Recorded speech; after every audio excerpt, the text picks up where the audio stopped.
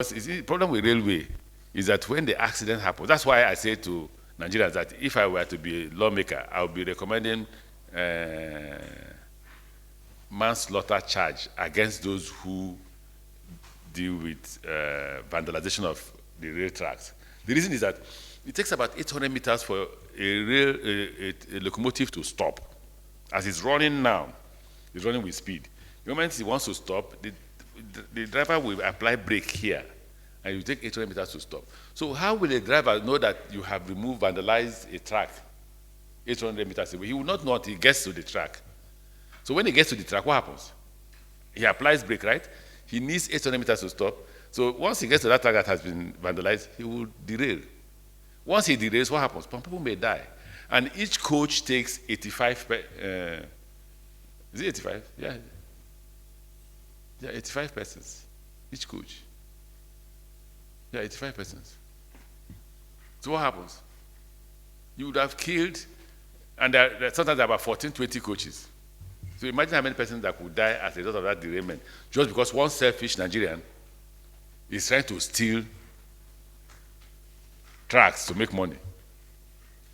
I think, like other countries, I'm not saying they should be killed because it's poverty.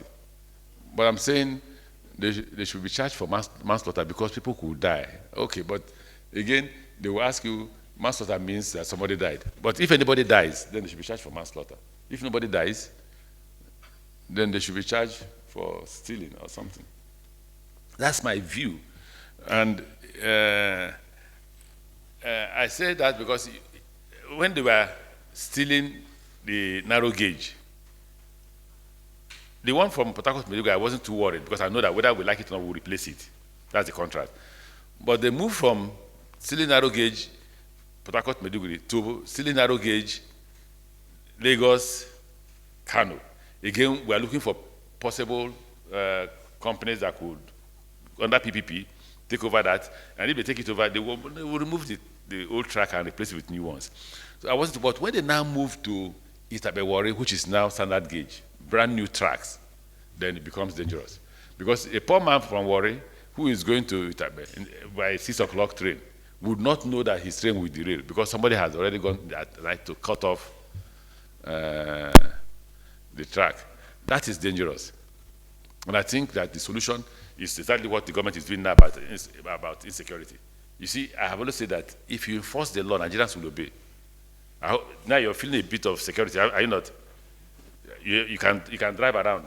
You feel a bit secure, more than before.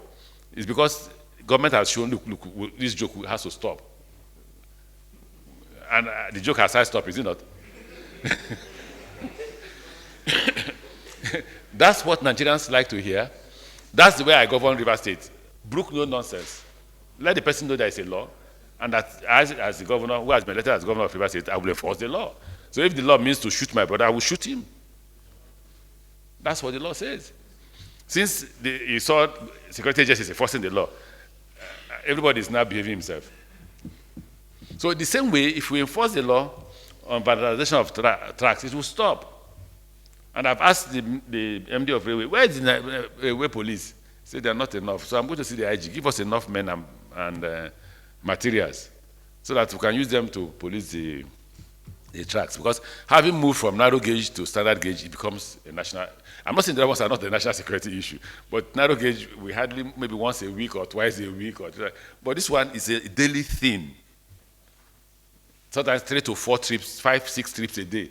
And the poor guys who are enjoying air conditioned, enjoying themselves, some of them will have slept off. Suddenly there's a derailment, which may lead to death. That I don't encourage.